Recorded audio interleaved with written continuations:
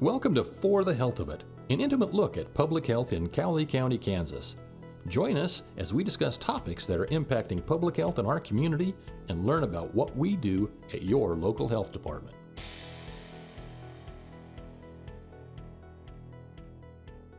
Good morning, everybody, and welcome once again to another edition of For the Health of It, where we take an in-depth look at all things health-related in Cowley County. This is Tom Langer from the Health Department. I am the county's public health officer and the administrator of the City-Cowley County Health Department. With me today, as always, is the lovely and talented Allie, who is the assistant administrator. Allie, how are you today? I am well, thank you. What have you been up to? It's been a minute. Oh, my boss has been making me work, so I've been doing that about 5 days a week, 40 hours a week. There you go. And it's just living the exciting life of public health in Cowley County. We've had a lot of really interesting shows here recently with folks coming on and talking about different subjects that are important. Today, we're going to do a little bit something different. These are the ones that I kind of like the most. We call them trail mix, where we get to talk about a bunch of little things that don't necessarily fill up a full 45 minute podcast, but as we talk about these topics, they do kind of fill it up. And so really, we're going to just discuss the things we've been seeing. Some of the topics we want to look at today was the start of what we call respiratory infection season, and then what we do to prepare for that. We're also going to talk about what's happening in the world of vaccinations and vaccines and what we'll have available this year. And then I'm going to spend a little bit of time talking about the need for people to have colon rectal screenings, because yours truly, who became 65 this year, has recently gone through that. And you know what? I hate to think about it and put it and really do it, but man, that's a vital thing for us to protect our health. And then whatever else we have that will pop up along the way. I know there's a lot of folks will ask about certain topics. We did a recent interview with the local paper, where they asked me to tell them what was new. And the first thing that popped to the top of my mind were, well, we've spent 4 years bashing the pandemic.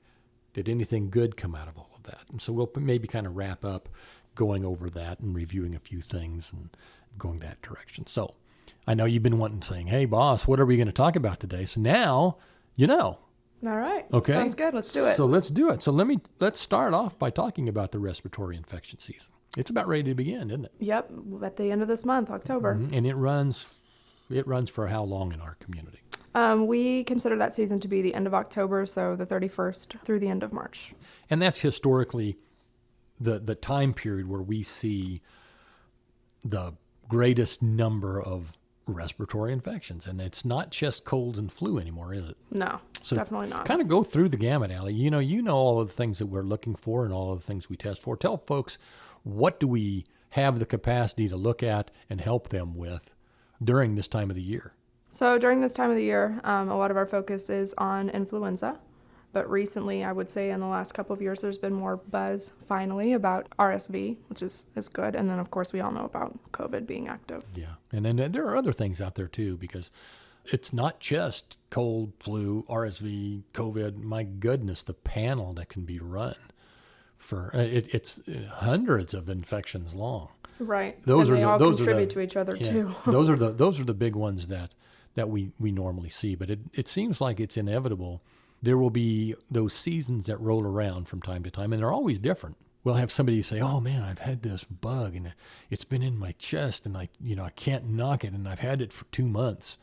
Respiratory infections. And, certainly. And we sit there and say, yeah, we've seen things like that, but we don't know exactly what it is. And it makes us feel kind of a little helpless and sometimes hopeless, especially when those things settle in. And so the idea and what we always hope for and what we prepare for is the worst, but we're hoping for the best. You've been around 4 years. Is it 4 or 5? It's 4. 4 years. God, how time flies when we have fun. You've seen this now over and over again. There are different peaks and valleys during the respiratory season, aren't there? Oh, yeah. Tell me a little bit about what a normal respiratory infection season in our area looks like. Well, actually, before Thanksgiving and Christmas, we really don't see a ton of cases. But they do start to pick up around the holidays, which makes sense. People get together. They get together indoors most of the time because of the temperatures.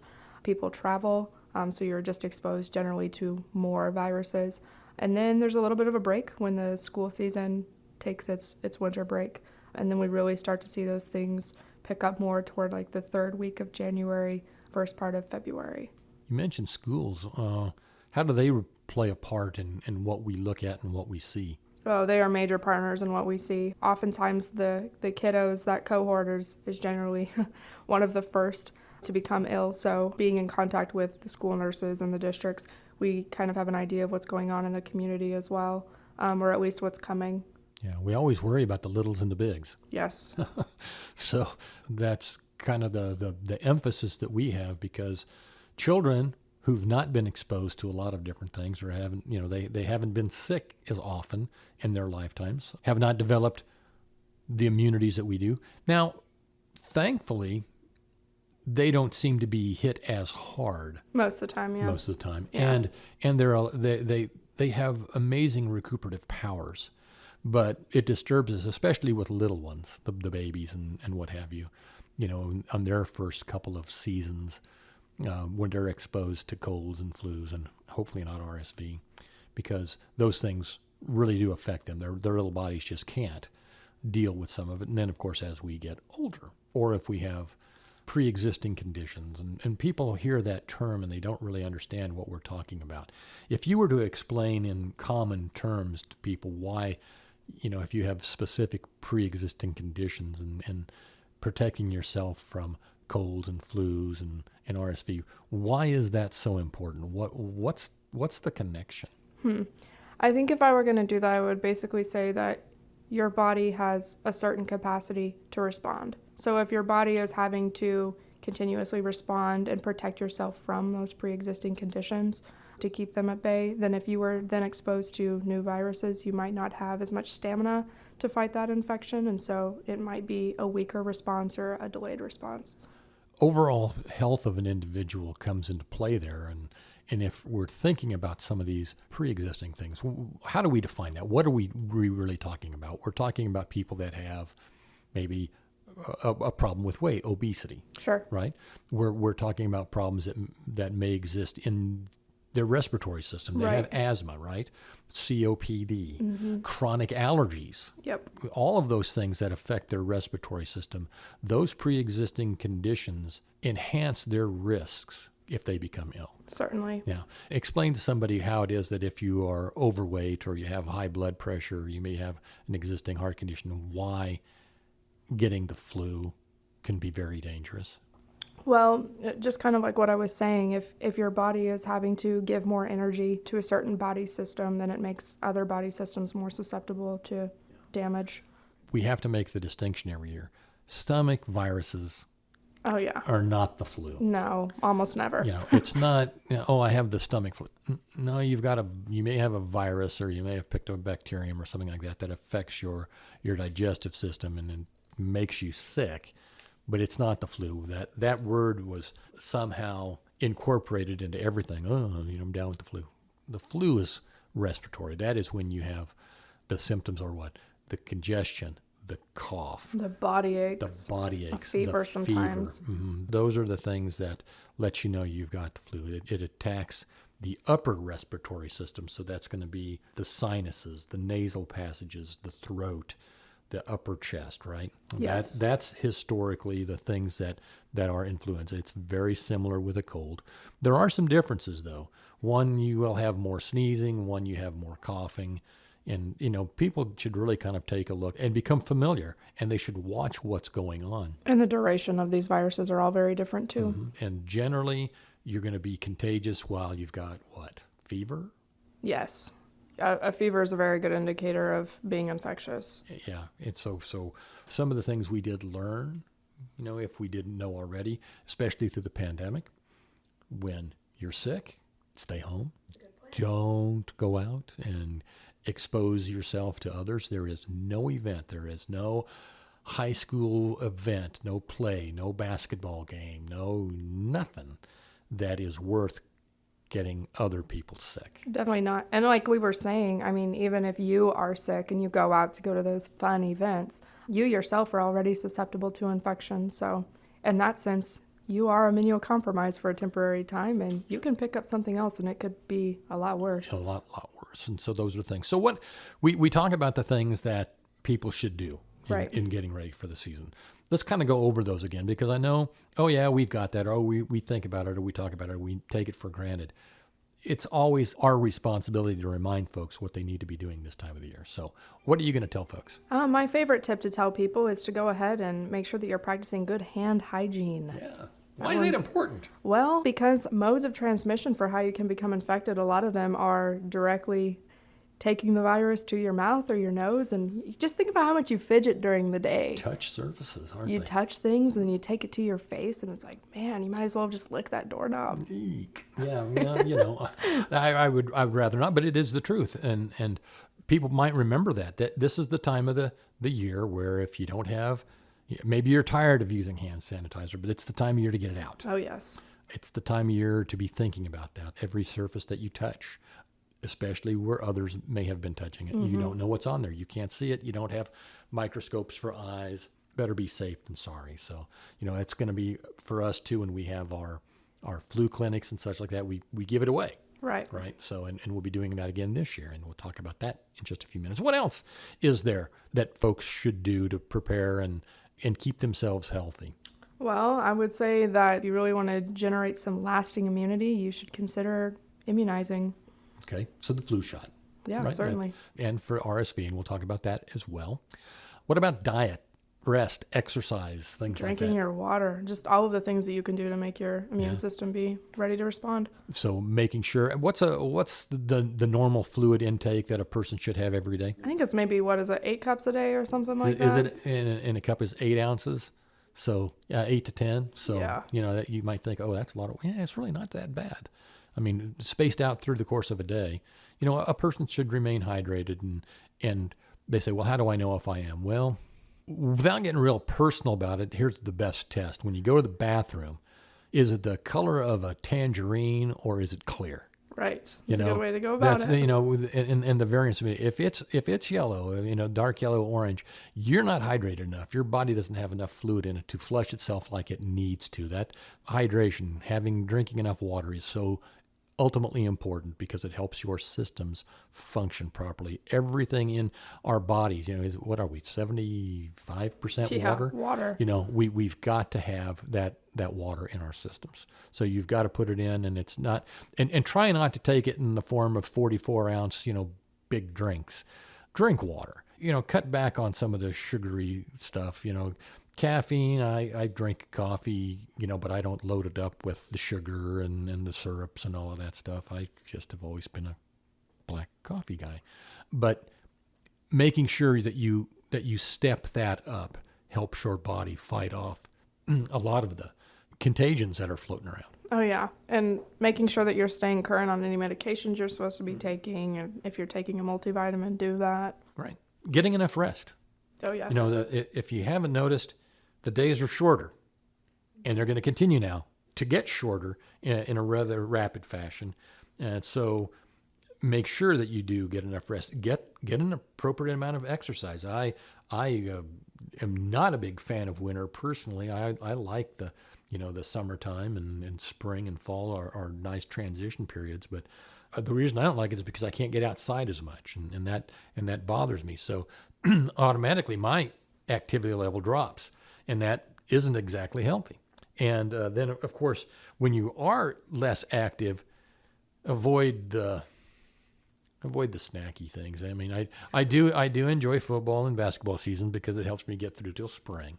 But boy, I'll sit there and I'll want to snack while I'm watching those, and that can kind of affect my waistline. Plus, we've got holidays in there, right? Right. I mean, man, we're in October, and it all starts. Doesn't it go from October to Valentine's Day, just snap of the fingers? It's very quick, it feels like. All of the stuff that goes on inside of there. So while it's a festive time of the year, it's also one of those where it can really affect our health. Now let's talk about vaccines. Okay.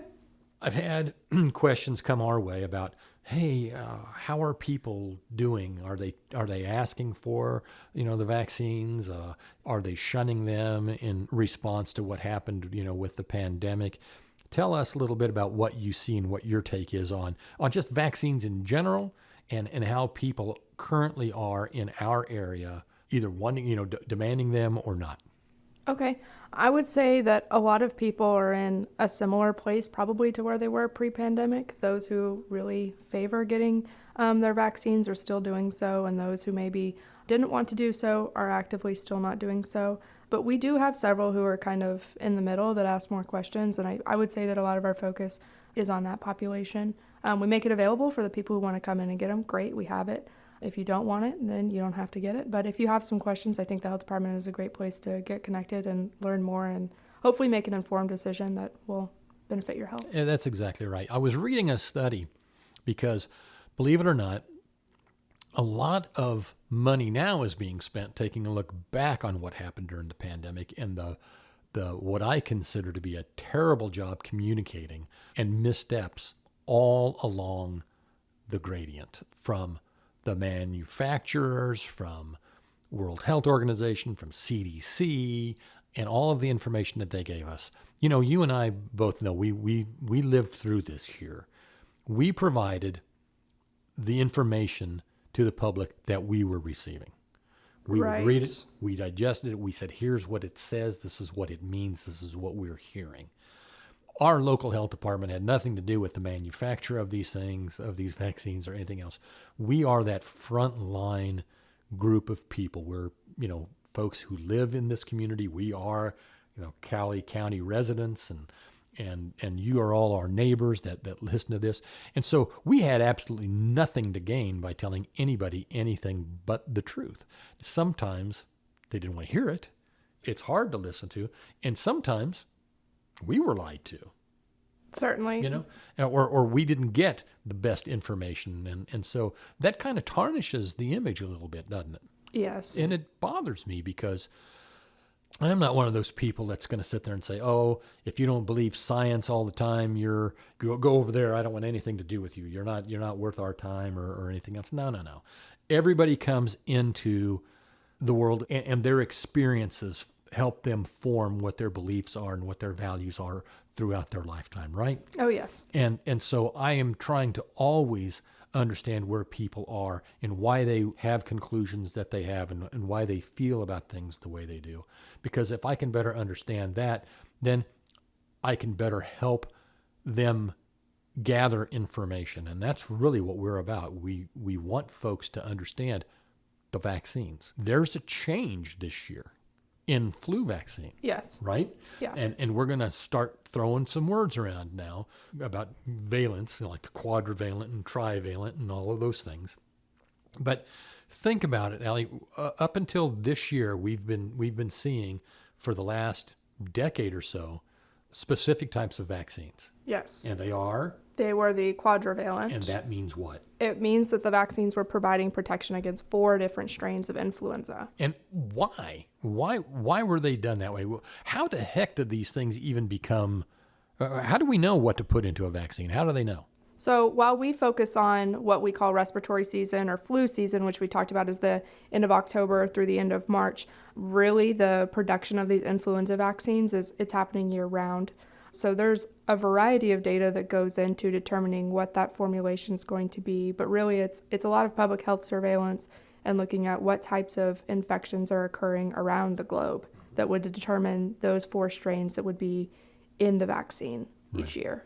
As we're into fall now, into autumn, the folks in the southern hemisphere are starting their springtime. Right. Right.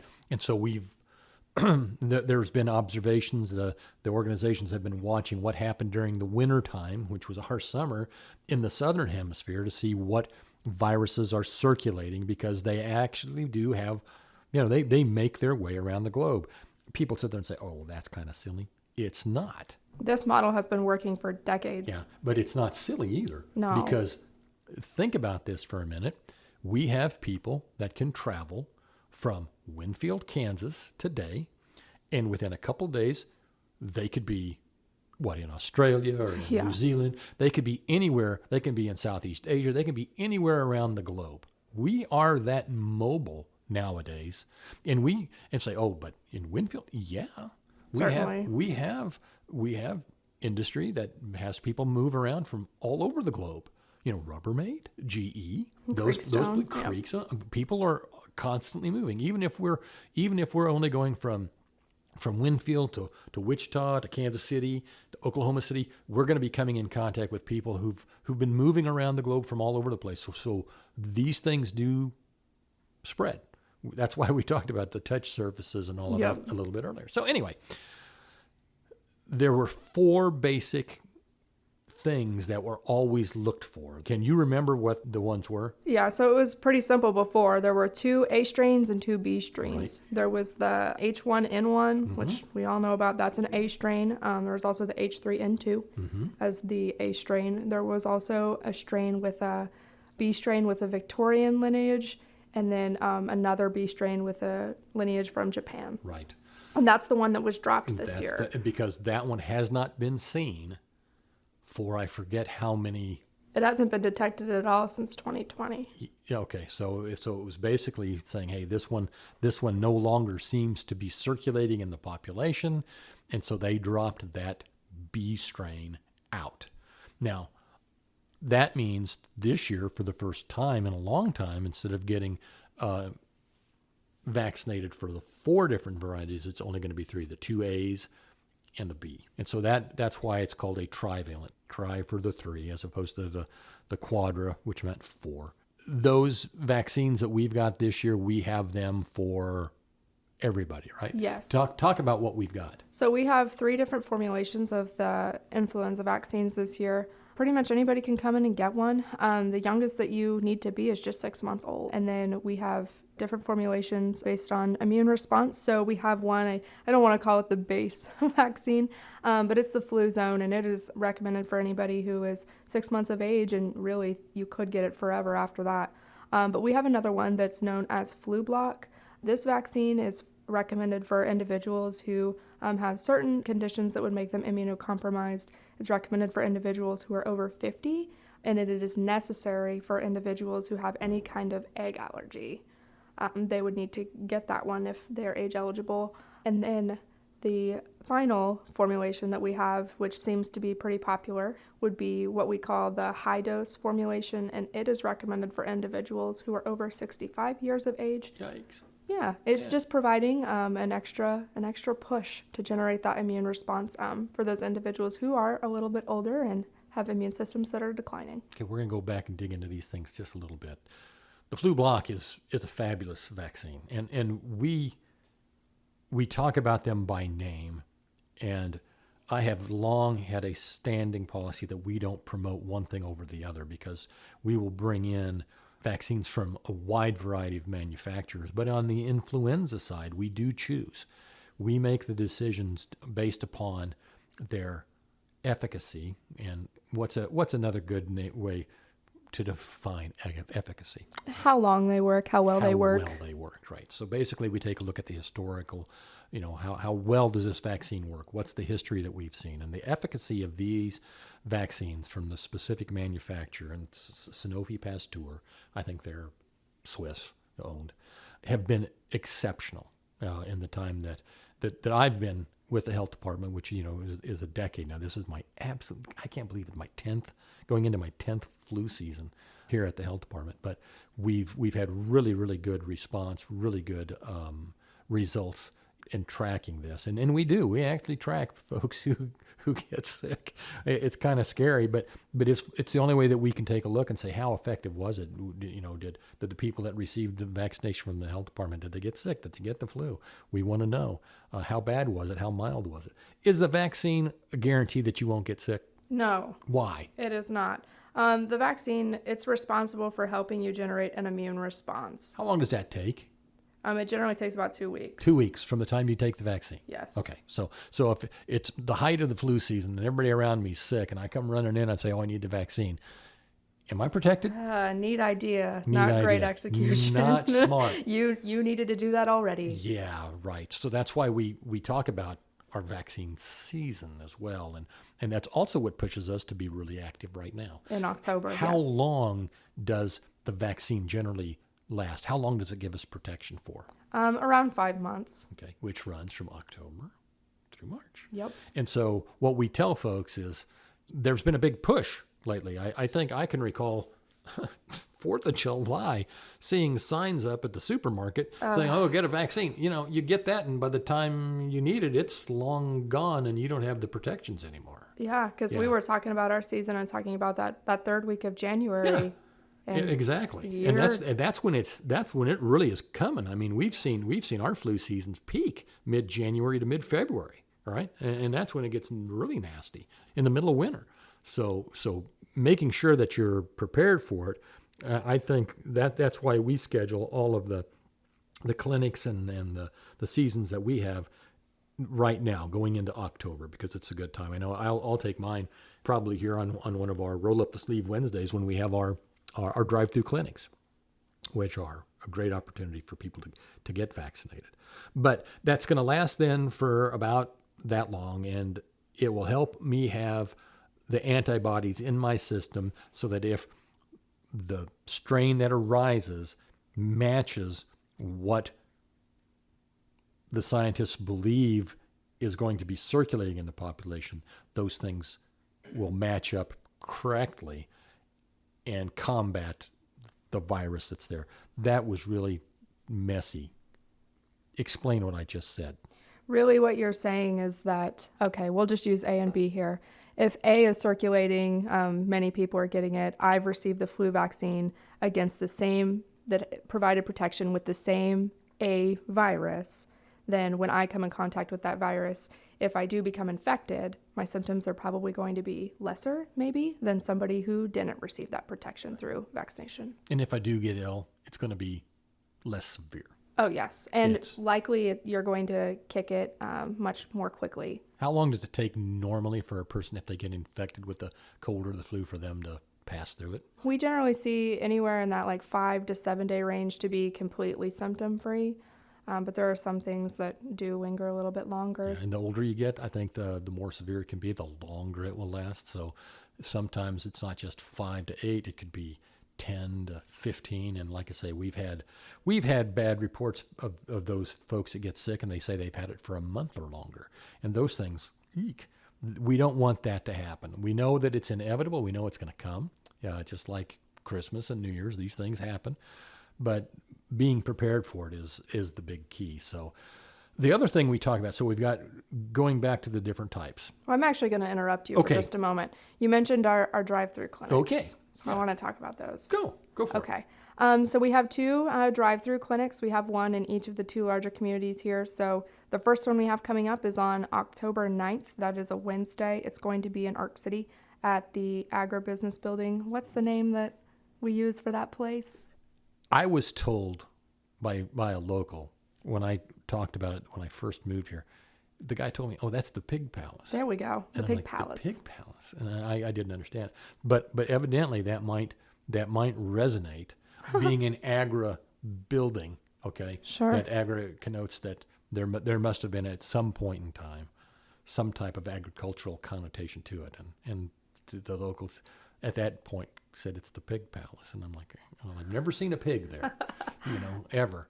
But it is a magnificent building for us to do this because it provides us the way to. We have a driveway that actually runs right through the building, and so we can set up and do that. So that's the agribusiness building. And the second opportunity is going to be on Wednesday, October 23rd. That will be in Winfield at the Fairgrounds in Barn 4. Both of these events will run from 10 a.m. to 5 p.m. And like Tom kind of mentioned, it's a drive-through. You don't even have to get out of your vehicle. We take care of anybody in your car that wants their vaccine, and we can get you in and out of there pretty quickly. Yeah, we've got this down to I hate to say we got it down to a science, but part of what our responsibility is in public health is being able to test our capacity every year to respond to a crisis situation. And we simulate that in a drive-through environment. How fast could we inoculate or could we pass out antivirals or anything to the entire community? We look at our performance in being able to do that by hour, and then we can extrapolate or we can do the math to figure out how long it would take us to do it or what resources we would need to do that rapidly for the entire population. Yes. It does let us do it. It also lets us test how good are we at getting this done. And if you've received this in a drive-up before, you know it, you're probably a big fan of it, and you're going to be there again. If not, it's a great way of doing it. Like I say, you can be out driving along, and it takes, 10 minutes at the most. Yeah, I would say so. Come by on your lunch break. Yeah, and generally the longest amount of time may be waiting in your car in line. Like if you're going to the drive-thru at at one of the fast food places. I mean, you have to sit in your car and wait as you roll up for your turn. But I mean, it's basically, you don't even have to get out. You sign a form, you fill out a little bit of paperwork, roll up your sleeve, get it, and you're on your way. Now, a lot of people are going to sit there and say, wait a minute, what's this cost? Sure. Right. And I want to talk about this because one of my pet peeves, don't you? Mine too. Right. I see signs, and the signs say what? Free. Yeah, free. Are those things free? No, they Hell are not. No, they're not free. Nothing in this world is free. You cannot walk outside without it costing something. Vaccines cost money, right? Oh, yes, they do. Sanofi doesn't sit there and say, oh, Tom, we like you so much. Here, we're going to give you this vaccine for free.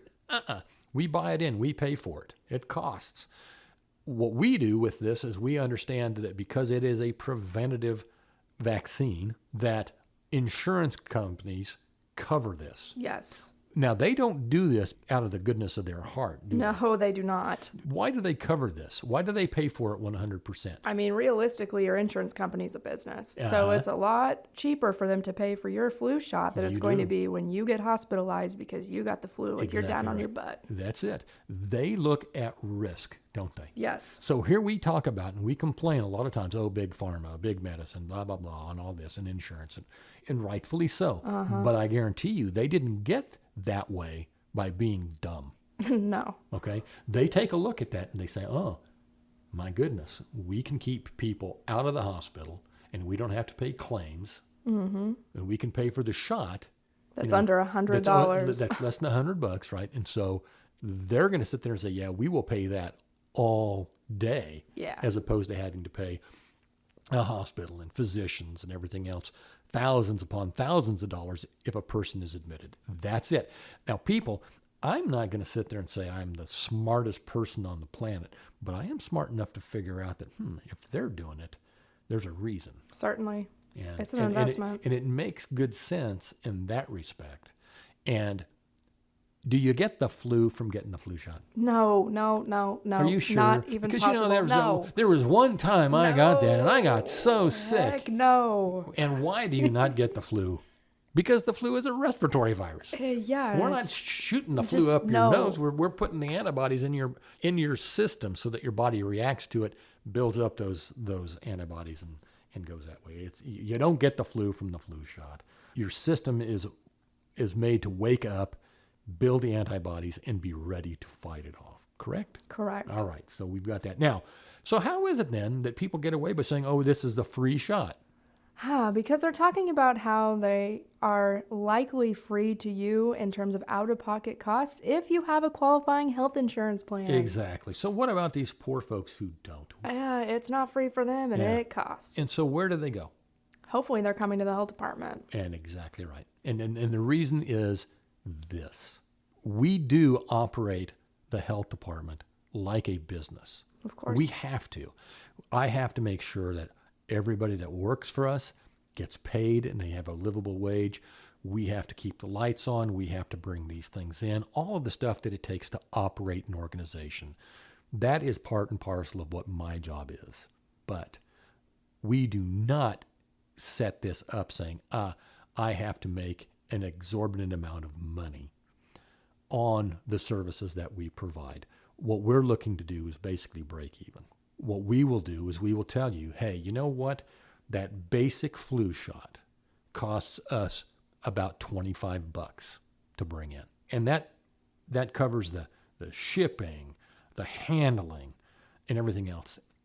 And we will absorb the cost of actually having to have a licensed nurse prepare it, deliver it, everything else that we do, all the steps, we'll absorb all that. And we'll tell people, if you can't pay anything, can you pay the $25? And I know for a fact that I've had folks say they were down on their luck and they didn't have it and they couldn't even do that. And we have given it to them. In this county, there isn't any reason for a person to not get vaccinated against the flu. Not that's cost driven. Yeah, not that's cost driven. Now, if you have other issues, we can certainly understand and work with that. But I want people to know that because it bugs me. There's no free lunch. There's no free anything. I mean, there's always that cost that's associated with it. But you can come see us. And if you have your insurance and you've got that, we're going to smile because you know what? We're going to take that information and they're going to reimburse us and they're going to pay us. They're going to pay us what it costs us to take care of all of this. And that allows us to continue to bring vaccine day after day. We are supported somewhat by taxpayer funding. About 22% of our budget overall comes from taxpayer resources. 22%. So we're still looking at that other 78% that we have to generate. Mm-hmm. So we do that by applying for grants and bringing those dollars in. And people might say, well, that's taxpayer money too. Yeah, in some respect, but it's not all out of the pockets of people that live in Cowley County. And then there's the biggest portion of it is what we can reimburse or we can get paid by the insurance companies because we do act like a clinic would or like a physician's office would. We bill and we bring those things in. So if you've got your insurance, we want to talk to you. We want to make sure that you understand exactly what these vaccines are, what they cover, how they work, what they cost. We will tell you everything. There's no secrets at the health department as far as that stuff goes. Correct. Nothing hidden. My favorite of all of them is the mid-range one, Flu Block. Flu Block is that popular favorite. It is. It's been on the market for about 5-6 years now. It was what I call a mid-grade. Think about gasoline. You got your low test, you got your mid-grade, and you have your high test. I like it. It has, my body has had a real favorable response to that. Even though I'm now 65, I'm going to continue taking that one, even though I do qualify for high dose now, and I will probably because I don't have any of those other pre-existing conditions. So anyway, enough about that. Again, what are the dates? October 9th in Arc City and October 23rd in Winfield. Yeah, and we will put information in the notes on this podcast about all of this stuff. Let's see. We've been rambling on about this a little bit. It's an important topic. It is. It's very important. It's probably for us the busiest, or it's getting into the busiest time of year for us. Yes. Well, maybe the nurses would argue with me on that because there are different seasons that we have. Certainly. But as the weather cools down, our business heats up. Let's talk about RSV. And how is RSV different from the flu? RSV is different from the flu in the fact that it is an infection that often travels. So Tom was talking earlier about the upper respiratory system, and RSV stands for respiratory syncytial virus. That infection often impacts your upper respiratory system, but as it continues sometimes, it can travel to your lower respiratory tract, and that's really where things become quite literally dangerous. Right.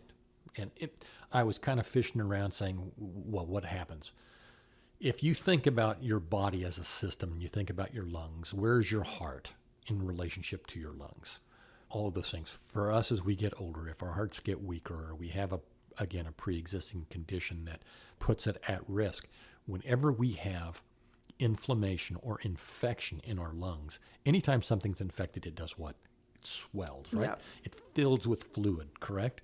So we can't breathe as well. If you have fluid in your lungs, that leads to pneumonia, right? That can cause some of these systems to shut down. Yes. And that's bad. It can take weeks. If you cannot breathe, you are going to be in a hospital because you're going to have to be on oxygen. You're going to have all types of antivirals and things, pumped into your body. And so preventing RSV, respiratory syncytial virus, from even starting is a key. And I feel badly for, it was GSK, I think, that led the field on this, yes. didn't they? GSK is one of the big pharma places. Actually, these companies spend millions of dollars in studying this. This was something that is not new. RSV is not a new virus. It has been around just like colds and flu forever. And they had been working on this for over a decade to have a good, vaccine to help fight RSV. Wouldn't you know it, though? It was just their luck that it had to come out right towards the tail end of a pandemic. I think they were ready to release it, around 2020, but the pandemic kiboshed all that.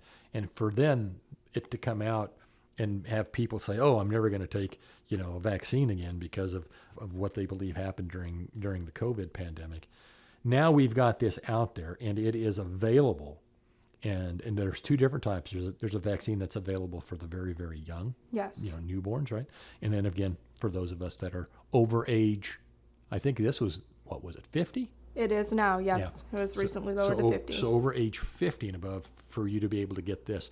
This is not something you would take every year.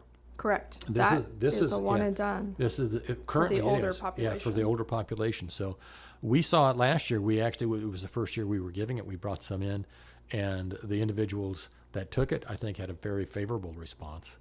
Again, and the reason we know that is because a lot of this went to folks that are in retirement facilities, and so it's a population that talks to us a lot, and people that we that trust us, and we're glad that we do have their trust.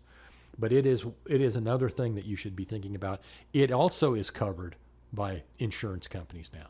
Yes. I do believe. I think last year it was the first year in the in the tables and all that, and so there was a little bit of time at the very beginning where the insurance companies didn't know if they were paying for it or not. Well, they've decided, yeah, they are. Right. Medicare Part D covers it in full. So it is something that's out there, and it's something I think that people should really consider. Give us a call, talk to us. We will be more than happy to explain what it is. You can get it anytime, right? Yes. Just call, make an appointment, and we'll provide it. Whew. Now, seems trail mix ended up being more respiratory virus stuff. It really did. Right? There were a lot of things going on, but we are going to have more of these types of sessions coming up, because I do want to have one coming up not too long from now, where, believe it or not, we're going to have more of an environmental slant on that. We're going to talk about wastewater systems in our county. A lot of folks that live rural have septic systems or lagoons and proper care and maintenance, especially before the holidays, because we don't want to have any kind of a disaster take place during the Thanksgiving or Christmas holidays where all of a sudden you don't have a working plumbing in your house. So that's something that's going to be up very, very soon. And so, that's going to be one of the next ones we want you to tune into. Anything else you can think of? I think that's okay for today. Yeah, listen to local media. You're going to hear ads for the Drive-Thru Flu Clinics. For us, like I say, it's kicking off now, and it's going to be a big thing. And we hope that we will see you, and we hope that you come out. So I don't know that I've got anything else to talk about. Bring your pups if you come to the drive-thru. Bring your pups. We didn't talk about that other item.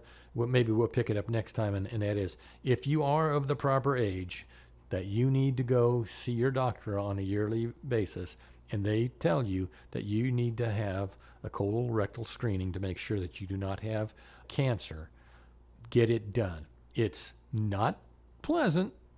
I can attest to that. But I tell you what, it makes you feel so much better to know you don't have it. Do that, because everything that we do here, we do with one overriding mission. And that mission is for you to stay well. Stay well. So until next time, everybody, thanks for listening. We'll talk to you again soon. Thank you for joining us for this edition of For the Health of It, Cowley County. We hope you found it useful and that you'll tell your friends and give us a listen again during future episodes.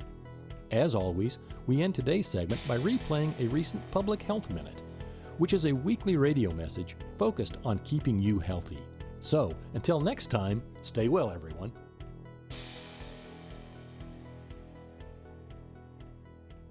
It's October, and that means that flu season has officially begun, and there's no better protection during this time of the year than getting your annual flu shot. But the fast pace of modern life can make it difficult to find the time to make an appointment. That's why your health department will be hosting 2 special drive-thru flu clinics this month. And the first is happening today in Arc City at the Agribusiness Building. It's simple. Drive up, fill out a little bit of paperwork, get your shot, and you're good to go. There's no appointment necessary. Just stop by anytime between 10 a.m. and 5 p.m. and get your annual flu shot. Don't miss this opportunity to get the protection that you need. Drop by the Ag Building today. Or if you're in Winfield, stop by at the Winfield Fairgrounds on Wednesday, October the 23rd. Protecting you from the flu at your convenience is just another way the health department works hard every day to help you stay well.